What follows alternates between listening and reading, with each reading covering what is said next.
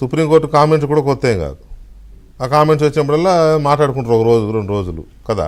కానీ ఎందుకని దీన్ని కంట్రోల్ చేయలేకపోతున్నారు? బీజేపీ రిప్రజెంటేటివ్గా మీరు ఎమ్మెల్యే గెలిచారు తెలంగాణలో, మీ ఒపీనియన్ ఏంటి? ఇది ఒక చర్మాంకంకి వచ్చింది. ఇంకా ఈ ఉచితాలు ఇంకా ఫైనల్ స్టేజ్కి వెళ్ళిపోతున్నాయి. అంతేనా? అంటే పడుతుంది, ఎక్కడో బ్రేక్ పడుతుంది. బ్రేక్ పడాల్సిందే. ఎందుకంటే ఒక చిన్న ఉదాహరణ ఇస్తాను నీకు. ఇప్పుడు చెప్పినట్లు వీళ్ళు పెద్దలు చెప్పినట్లు ఒక నా నియోజకవర్గం దృష్టి తీసుకుంటే ప్రజలకు ఏం కావాలో అవి పన్నీ ఉన్నాయి. కరెక్ట్. ప్రజలకు ఏది కావాలా? ఇప్పుడు నా దగ్గర 191 స్కూళ్ళు ఉన్నాయి. 125 స్కూళ్ళలో బాత్రూములు లేవు. అది ఎవరు మాట్లాడు విద్య గురించి అసలు ప్రసక్తి తీయరు. నేను అసెంబ్లీలో కూడా ప్రతిసారి క్వశ్చన్స్ చేయడం, విద్య అంటే 125 స్కూళ్ళల్లో బాత్రూమ్ లేవు పిల్లలకు, ఆడపిల్లలకు మగ పిల్లలకు. రెండోది కాంపౌండ్ హాల్స్ లేవు. రెండోది రూమ్లలో ఫర్నిచర్ లేదు. ఫర్నిచర్స్ ఉంటే టీచర్స్ లేరు. టీచర్స్ ఉంటే బూత్ బంగ్లా. అంటే మొత్తం ఏదో ఒక రకంగా ఇంకా ఈ దేశానికి ఎన్ని అవలక్షలు ఉండో అట్లా తయారు చేసిన దాన్ని. ఒకటి ఇంకేమన్నారు, వైద్యం, డాక్టర్లు లేరు. 100 పడకల ఆసుపత్రి. నిండా అసెంబ్లీ అడిగాను, 10 పడకలు కూడా లేదు, మీరు కట్టేశారు వదిలేశారు. డాక్టర్స్ లేరు, నర్సెస్ లేరు, ఎక్స్రేస్ లేవు. అంటే ప్రజలకు నీడి ఏది ఉన్నదో అది లేదు. రెండోది మరి 2 జిల్లాలలో కరీంనగర్, నిజామాబాద్లో SEZ ఒకటే ఉంది, స్పెషల్ ఎకనామిక్ జోన్. 10 ఏళ్ళ నుంచి ఒక ఇండస్ట్రీ లేదు.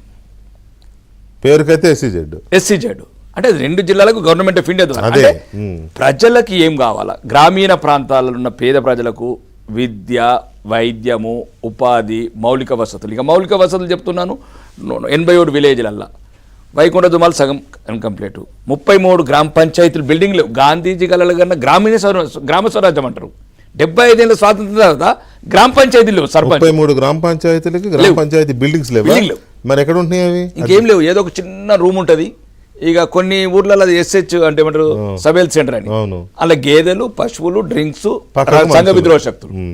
అంటే ఒక మొత్తం ఉచితాల రూపంలో ఈ రకంగా ఏదైతే ప్రజలకు కావాలో అది ఇవ్వకుండా అప్పుడు ఇప్పుడు చెప్పినట్లు. ఇక రెండోది, ఇప్పుడు ఉదాహరణకు అంటే ఉచితాల వల్ల కూడా నాకున్నంత అవగాహన ప్రకారం తెలంగాణలో ఏం జరిగిందంటే, ఒక మా గౌరవనీయ మాజీ ముఖ్యమంత్రి గారు ఉన్నారు.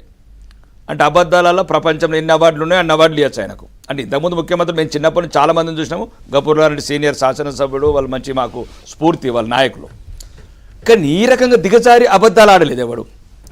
అంటే ఇప్పుడు నేను ఎవరు అడగలేదు, దళితుని ముఖ్యమంత్రి చేస్తాను, దళితుని ముఖ్యమంత్రి చేస్తా, లేదు 3 ఎకరాల భూమి ఇస్తా, లేదు డబుల్ బెడ్రూమ్ ఇల్లు ఇస్తా, లేదు ఇంటికి ఒక ఉద్యోగం ఇస్తా, లేదు KG2. అంటే ఒక ఉన్నత స్థానంలో ఉండవలసిన వ్యక్తి ఈ రకంగా దిగజారి అబద్ధాలు ఆడితే మళ్ళా 2018లో ఇవన్నీ పనిచేసి ఉంటే దళిత బంధు, రైతు బంధు. అంటే ఇప్పుడు ప్రజల్లో కూడా మిగతా ప్రతిపక్ష పార్టీలకు ఏమొచ్చింది, ఇన్ని అబద్ధాలు ఆడితేనే ఇతను ప్రజలు ఓట్లేస్తున్నారు, మేము అబద్ధాలు ఆడితే ఏమైందంటే రేవంత్ రెడ్డి గారు ఇంకా ఎన్ని అబద్ధాలు ఎక్కిండు. నేనేమంటున్నా అంటే మీరు ఏమన్నా ఆడుండ్రి కానీ ముందు చెప్పుర్రి, డబ్బు ఎక్కడికి వెళ్ళి తీసుకొస్తారు కాదు. ఇప్పుడు మన రేవంత్ రెడ్డి గారు 400 ఎకరాలు గచ్చిబౌలిలో తాకట్టు పెట్టిండు, 10,000 కోట్లకు ICICI బ్యాంకు. ముందే చెప్పండి, మేము నిన్న 15% బీర్ రేట్లు పెంచిండ్రు, నేను 25% బీర్ రేట్లు పెంచుతాను, రాగానే సబ్ రిజిస్టర్ ఛార్జీలు పెంచుతాను, బస్సులు కొనను, స్కూళ్లకు డబ్బులు ఇయ్యను, నాకు అప్పులు కట్టేందుకు 18,000 కోట్ల ఆదాయం ఉంది, 6,500 కోట్లు సాలరీసు, 6,500 కోట్లు వడ్డీలు.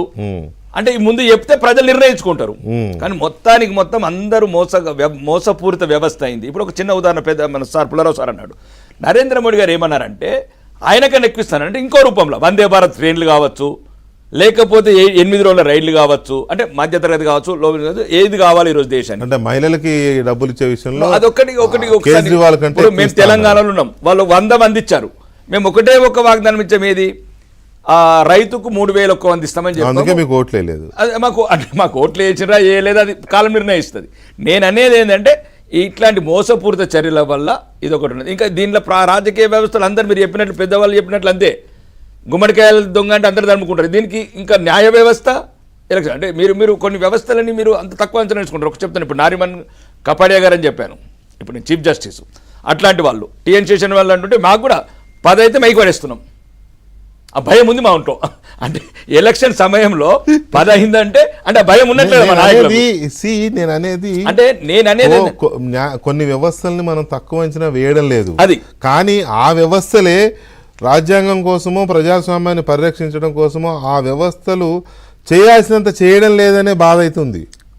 మీలో ఉంది, నాలో ఉంది, అందరిలో ఉంది. మీరు ఒకసారి దయచేసి సుమారు 65 ఏళ్ల వరకు మనం ఆ బొగ్గు ట్రైన్లు ఆ ట్రైన్లు బ్యాటరీలు ఈరోజు వందే భారత్ ట్రైన్లు వచ్చినాయి బుల్లెట్ నేను అనేది ఏంటంటే ట్రైన్ల గురించి మాట్లాడడం మార్పు వస్తుంది దీంట్లో కూడా మార్పు వస్తుంది. ఆ ఉద్దేశం ఎందుకు చెప్తున్నానంటే ప్రజలు మేల్కొంటున్నారు, యువ భారతం ఎక్కువ అవుతుంది, యువకులకు ప్రపంచం మీద ఒక అవగాహన వస్తుంది. ఏంటి ఒకవైపు ప్రపంచం లాంటి యూరప్ లాంటి కంట్రీస్